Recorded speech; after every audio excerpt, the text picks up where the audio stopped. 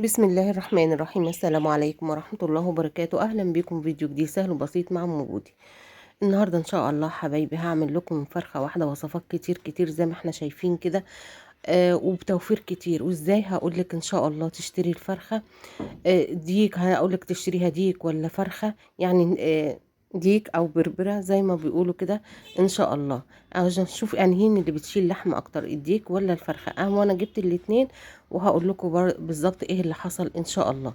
اللهم صل وسلم وبارك على سيدنا محمد. انا يعني الحمد لله انا وغيري اكيد يعني بندور ازاي نوفر لكم او صحاب الدخول البسيطة.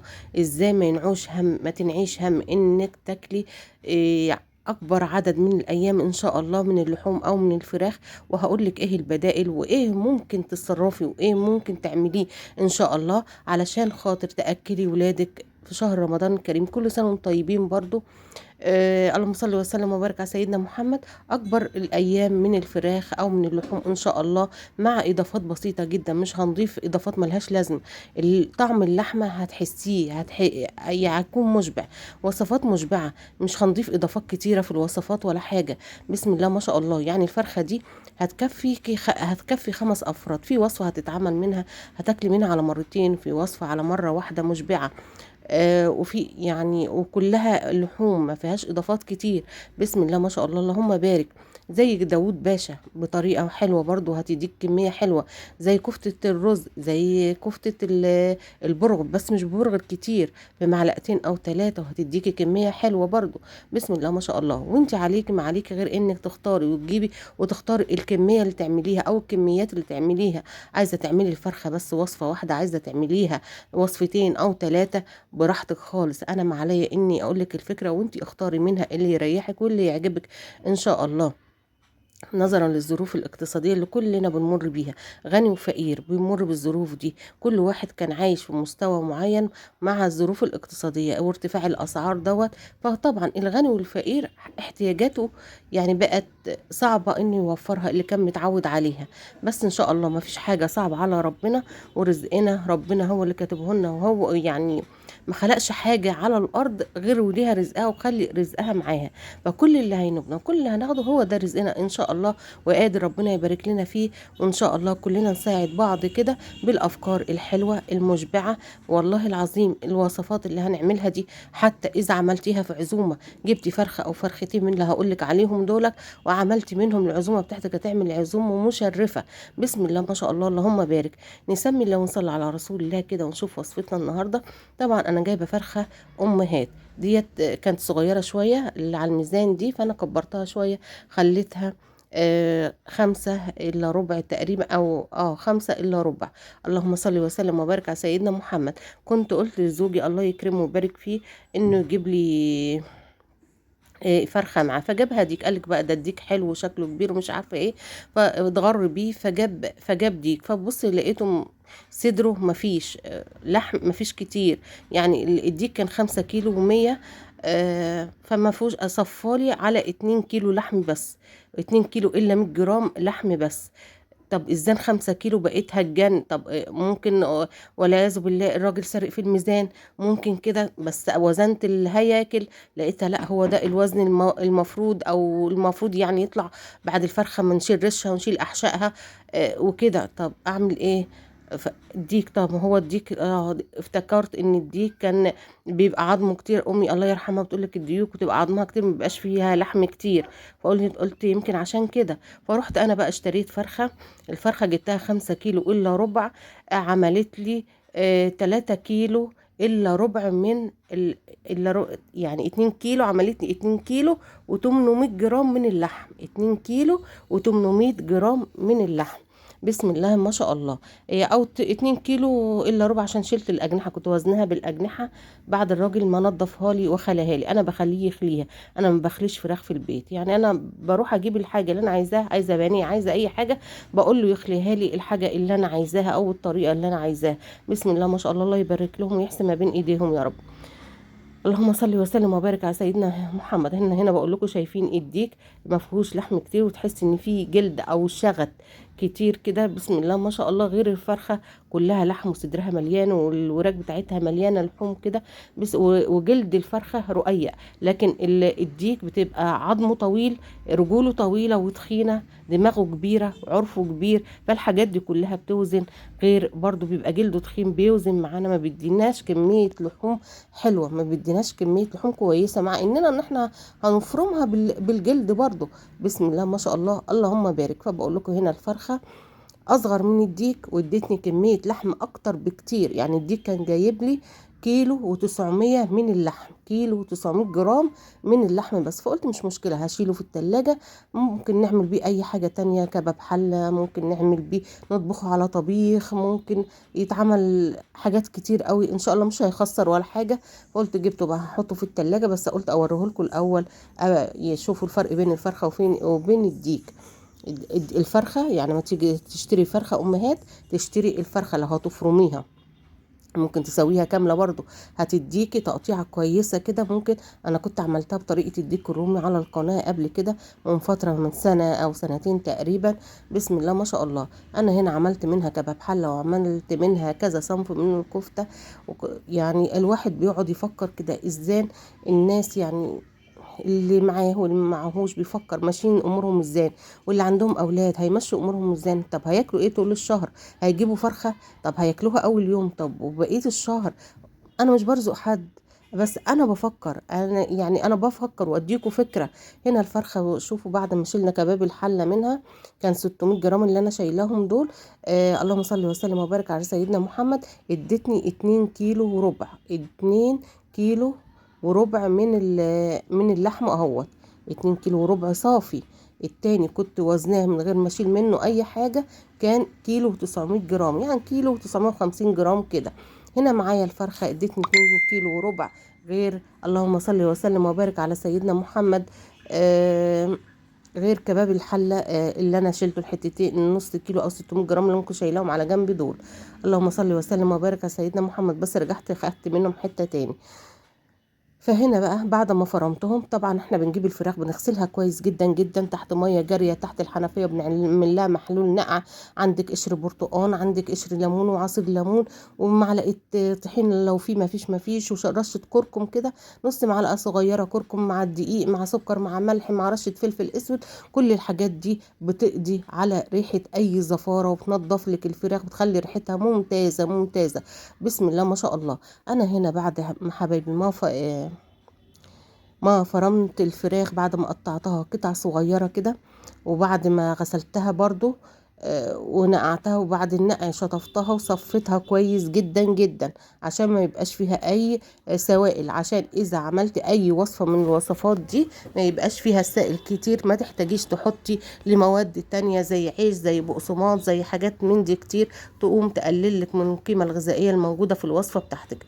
انا المفروم اللي طلع لي دوت ال2 كيلو وشوية دول، اللهم صل وسلم وبارك على سيدنا محمد، اخدت منهم نص كيلو للعصاج، واخدت منهم 600 جرام هعمله كفتة. اللهم صل وسلم وبارك على سيدنا محمد. كفتة رز، وهقول لكم طريقة كفتة الرز ازاي تطلع ناجحة معاكي وتكون مشبعة ولحمتها كتيرة وهي كتير. بسم الله ما شاء الله. اللهم صل وسلم وبارك على سيدنا محمد. انا كنت اخدت 600 جرام من لحمة الفراخ المفرومة، ممكن تستبدليها بلحمة حمراء براحتك. انا هقول لك الطريقة اللي انا عملتها وبعملها، وانت حرة اختار ان انت تختاريه، واللي يناسبه الفيديو او يناسبه الوصفة دي براحته.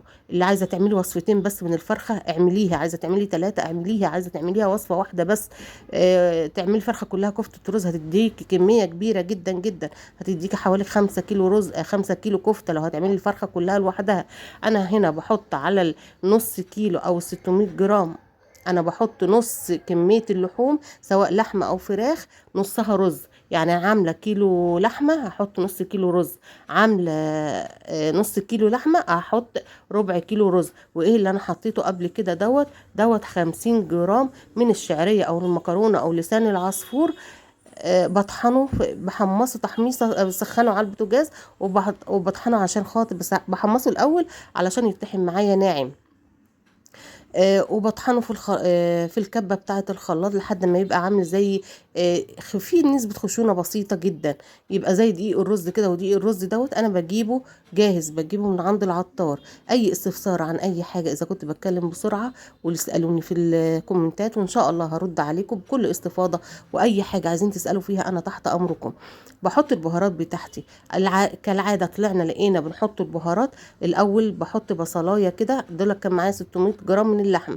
بحط بصلايه متوسطه، اصغر من المتوسطه شويه. وبحط راس توم صغيره، وقرن فلفل لو حابه تحطيه، اذا كان احمر اذا كان اخضر بتحبيه حامي حطي قرن فلفل حامي معاهم برضو. حطي كزبره خضراء، كوبايه كبيره كده من الكزبره الخضراء، او كزبره على بقدونس، او عايزه تحطي معاهم عود شبت كمان لو بتحبي الخضره اللي بتحبيها حطيها. انا كنت زمان ما كنتش لاقيه يا حبايبي البقدونس، فقلت اما اعملها بالكزبره. ده الكلام ده قبل ما اتجوز. قلت اعملها بالكزبره، وكل اللي اكلها عجبته جدا. قلت خلاص بقى هعملها بالكزبره على طول، طالما كل اللي اكلها غريب وقريب عجبته جدا كده. وهتحطي بقى البهارات، كزبره وبقدونس وكم كزبره ناشفه، وكمون وفلفل اسود ده اللي بيتحط. بس انا والدتي لما كانت بتبعتني اجيب كانت بتقولي هاتي فلفل محوج، كمون محوج. الحاجات دي التحويجه دي كان بيبقى فيها زر ورد وحاجات وكبابه صيني والحاجات دي كلها. فانا بحط بقى ايه يا حبايبي مع الفلفل الاسود والكزبره والكمون، بحط رشه قرفه، بحط معلقه صغيره من جنزبيل، بحط فلفل اسود، بحط حبهان. كل البهارات اللي عندي بحطها. لو عندك بهارات كبسه حطيها، عندك بهارات. وبشتري بهارات صدق.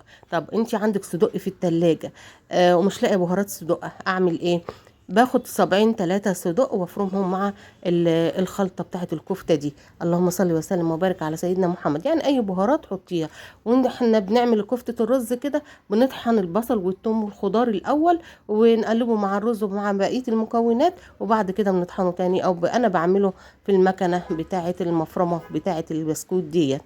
طيب دلوقتي انا عملت كفته الرز وشلتها، وهنشوفها دلوقتي مع بعض واحنا بنصبعها. هعمل العصاج. اخدت نص كيلو من المفروم اللي انا الفرخه اللي انا فرمتها، اخدت منها نص كيلو. يبقى انا اخدت 600 كفته رز ونص كيلو للعصاج. العصاج دوت هيعمل لي 3 صواني من اي حاجه بقى، مكرونه بشاميل، جلاش، بطاطس محشيه، بطاطس بيوريه، سمبوسك، اي حاجه هتستخدميها فيه.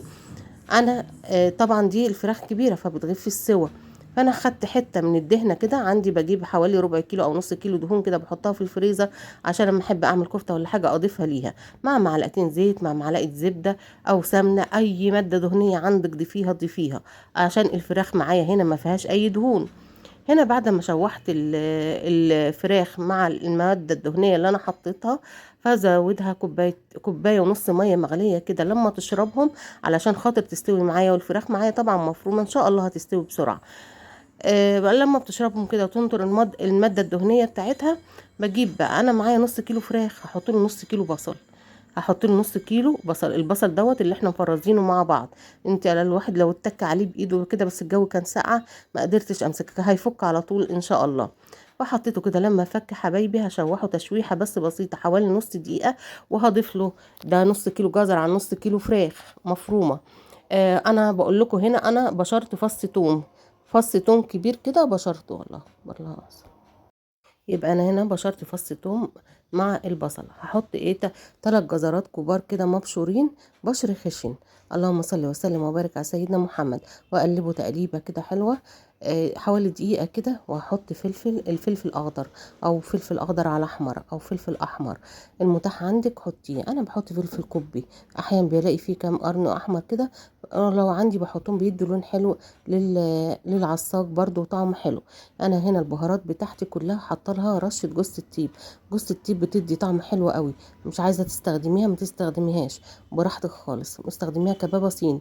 البهارات اللي معايا انا حاطه فيها سماق، رشه بسيطه جدا على حرف المعلقه كده، علشان السماق بيطر اللحوم.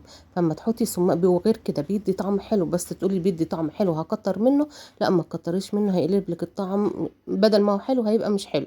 اللهم صل وسلم وبارك على سيدنا محمد. وفلفل اسود ورشة كمون وجنزبيل، واللهم صل وسلم وبارك على سيدنا محمد، وقرفة طبعا. وحبهان المتاح عندك متوفر ليك يا حبيبتي حطيه. وبهارات صدق لو تحطيها بيبقى طعمها جميل جدا جدا، وبتديكي طعم وريحه الصدق لو بتحبيه. عايزه تشيلي بهارات الصدق من اي وصف من الوصفات دي شيليها. ممكن وصف يعني انا بحبها مع الكفت، بحبها مع العصاج. لو موجوده عندي بحطها، مش موجوده عندي بشتريها. اللهم صل وسلم وبارك على سيدنا محمد. كده بعد ما قلبنا العصاج وحطينا الفلفل، هنطفي عليه بقى. عايزه تحطي له فحمايه حطي، بس انا هفرزها، هحطها في الفريزر مش هستخدمها دلوقتي. اما اجي استخدمها الكيس اللي اطلعه اولع فحمايه واحطها، بتدي طعم خطير خطير. هي طعمها دلوقتي جميل جدا ما شاء الله. يعني انا عملت منها سندوتش واكلته هو اثناء ما كنت شغاله كده. آه يعني ادتني كميه اكتر من اللي احنا الكيس اللي انا عامله 3 اكياس، كل كيس 400 جرام تقريبا. اللهم صل وسلم وبارك على سيدنا محمد. هسيبها تبرد وهنعبيها في اكياس. اللهم صل وسلم وبارك على سيدنا محمد. انا بقى دلوقتي هعمل كفتة برغل وكفتة حاتي، بس برغل بس مش كتير. هتشوفوا الكمية اللي هنحطها قد ايه، كمية بسيطة جدا وهتديني كمية حلوة. البهارات اللي معايا هحط بابريكا، هحط كمون، فلفل اسود. عايزه تجيبي بهارات كفته وتريحي نفسك هاتي بهارات كفته، بس بزودي عليها الفلفل الاسود وزودي عليها رشه جوز الطيب كده، ورشه جنزبيل وقرفه. بسم الله ما شاء الله هتديكي طعم خطير خطير. بسم الله ما شاء الله. اللهم بارك. انا لما كنت شغاله في اوردرات بسم الله ما شاء الله يعني كانت بتعجبهم قوي الكفت، جميع انواع الكفت بتاعتي بسم الله ما شاء الله. اللهم بارك. طيب انا بقى مش عايزه تفركي بقى البهارات مع الملح. كيلو اللحمه بياخد معلقه كبيره من الملح، كيلو لحمه او كيلو لحمه فراخ بياخد معلقه كبيره من الملح. هتضيفي اضافات بقى كتير يبقى معلقه وربع كده، او معلقه ورشه بسيطه. هتحطي مرقه دجاج فوريه، لا يبقى معلقه كفايه. يعني انا استخدمت في الوصفات اللي انا عملتها دي كلها نص كيس مرقه دجاج فوريه، الكيس الصغير ابو 2 3 جنيه دوت. استخدمت نصه بس في كل الوصفات. كنت بحط رشه عشان اخد النكهه بتاعته بس او الطعم بتاعه. اتنيني ادعك في البصل بالبهارات كده لحد ما يطلع الميه بتاعته تحت ايدي كده. بعد كده انا كنت فرمه 100 جرام دهنه. بس زي ما قلت الدهنة دي انا بجيبها من عند الجزار، باخد منه ربع كيلو اي كمية بقى عنده. بس يا ريت تكون الدهنة من البطن. انا ما خدتش بالي ان الدهنة الجلسة الناشفة دي اللي بتسيح بتبقى عاملة زي السمنة. لا الدهنة التانية لما بتسيح بتلاقي فيها حتت كده متكرملة او حتت متحمرة. انا حطيت معلقة خل هنا برضو علشان الدهنة دي تبقى تسيح معايا اثناء تسوية الكفتة، ما تنهاش متركزة فيها. يعني وانا بدعكها كده مع البصل بتتعجن معايا يعني الحمد لله يعني. وكنت بشرت فص توم برضو وحطيته عليها. البهارات ممكن تحطي بهارات كفتة. اللهم صل وسلم وبارك على سيدنا محمد. انا هقسم الخلطة ديت لنوعين من الكفتة. هعمل كفتة البرغل وكفتة داوود باشا.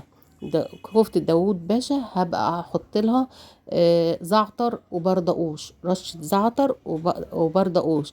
انا بقولك على الافكار والطريقة اللي انت بتعملي بيها وشايفاها حلوة اعملي بيها، مالكيش دعوة بطريقتي. انا بقولك الاضافات، حابة تجربي الاضافات اللي انا بضيفها ضيفيها. انا كيلو اللحمة دوت حطيت عليه 3 معالق نشا. 3 معالق نشا بيخلوش اللحمة تكش عشان احنا حاطين فيها دهون، فاكيد اكيد هتكش بس ما تكشش زيادة عن اللزوم طبعا ان شاء الله. حطيت 3 معالق نشا. وممكن لقيتيها طريه معاكي حطي معلقه بمعلقه بقسماط كده لحد ما توصل للقوام اللي انت حباه، او اللي انت ما تبقى سايحه معاكي كده في ايدك ولا حاجه. اللهم صل وسلم وبارك على سيدنا محمد. وحطيت معلقه لبن بودر، عايزه تستغني عنها استغني عنها، بس انا بتدي طعم حلو قوي، تيست جميل قوي في الكفته، سواء كفته لحمه او كفته فراخ. معلقه اللبن البودر دي حطي معلقه او 2. انا هنا بقول لكم قسمتها 2. جزء هخليه كده مش هضيف له اي اضافات تانية غير البردقوش والزعتر، والجزء التاني هحط له نص بيضة. لقيت العجينة ناشفة معايا هحط نص البيضة التاني. اللهم صل وسلم وبارك على سيدنا محمد. وهحط 3 معالق برغل، برغل ناعم. طب انتي ما غسلتيش البرغل ولا نقعتيه. انا لقيت الكفتة معايا طرية وحطيت بيض كمان يعني هتطرى معايا اكتر، فلا انا البرغل معايا ناعم، ما هوش خشن، لا غسلته ولا بليته ولا نقعته ولا حاجه خالص.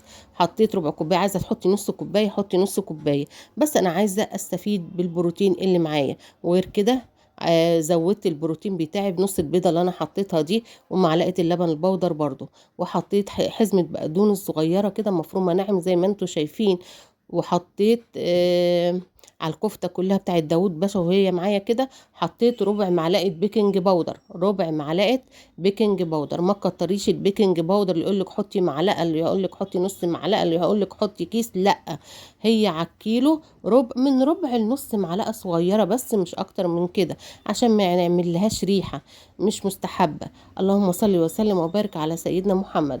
يبقى انا حطيت لداوود باشا، حطيت لها بس البهارات والبصل، زي البهارات اللي زي ما عجناها كلها كده مع بعض، وضفت لها برضو زعتر وبردقوش، بيديها برضو طعم حلو مختلف عن الكفته التانية. الكفته التانية بقى اللي هي بالبرغل، حطينا لها ربع كوبايه برغل، حطينا لها بقدونس، حطينا لها نص بيضه، وسيبناها بقى في التلاجة شويه عشان البرغل يمتص السائل اللي في الكفته. لقيتي كفته داوود باشا معاكي طريه، ضيف لها معلقتين بقسماط. هي كانت معايا طريه، بس جيت ابص على بقسماط ما لقيتش بقسماط، فقلت مش مشكله، ان شاء الله هتبقى كويسه برضو، هتبقى كويسه برضو ان شاء الله. اللهم صل وسلم وبارك على سيدنا محمد. عشان احنا حاطين نشا، لما تتعرض لدرجه الحراره هتبص تلاقي نشا امتص السوائل اللي فيها ديت. تعالوا شوفوا الناتج بتاعنا بقى. كفته البرغل ديت عملت لنا قد ايه؟ تصبعيها على معلقه، تصبعيها على قلم، تصبعيها على اي حاجه براحتك خالص. عملت لي ايه؟ اكتر من 800 جرام، اكتر من 800 جرام، عملت لي 833 جرام، يعني مقربة على الكيلو، ناقصة 180 جرام على الكيلو. بسم الله ما شاء الله، مش هيكفي 5 افراد دول، هيكفي مع مكرونة او مع رز اصفر، او سندوتشات مع سلطة الطحينة مع بطاطس. اللهم صل وسلم وبارك على سيدنا محمد، هيكفي معانا. هنا بقى العصاج بتاعنا عمل لنا قد ايه؟ عمل لنا زيادة كيلو 58 جرام اهوت عصاج، تستخدميه في، اللهم صل وسلم وبارك على سيدنا محمد، في مكرونه، في جلاش، في بطاطس محشيه، في اي حاجه هيمشي معاكي. هنا معايا كفته الرز، اول طبق اهوت 635 جرام. تاني طبق انا عملنا كفتة الرز صوابع، وعملتها كور برضو، عشان كل ما تقدميها بشكل مختلف. عملت لي برضو 673 او 72 جرام، يعني كمية كفتة الرز كلها كيلو و300 جرام. 600 جرام عمل لنا كيلو و300 جرام. بسم الله ما شاء الله. كفتة داوود باشا عاملالي حوالي 60 حباية، 35، حوالي 55 حباية. بسم الله ما شاء الله. برضو مدياني كيلو الا ربع تقريبا اهوت. طيب اللي هنعمله كباب حلة دوت، عايزة تجيبي عليه تاني هاتي. ممكن تتفقي انت واختك تجيبوا 3 فرخات لو عدد افرادكم كتير، تجيبي 3 فرخات، انت فرخة ونص وهي فرخة ونص، وتقسموهم مع بعض.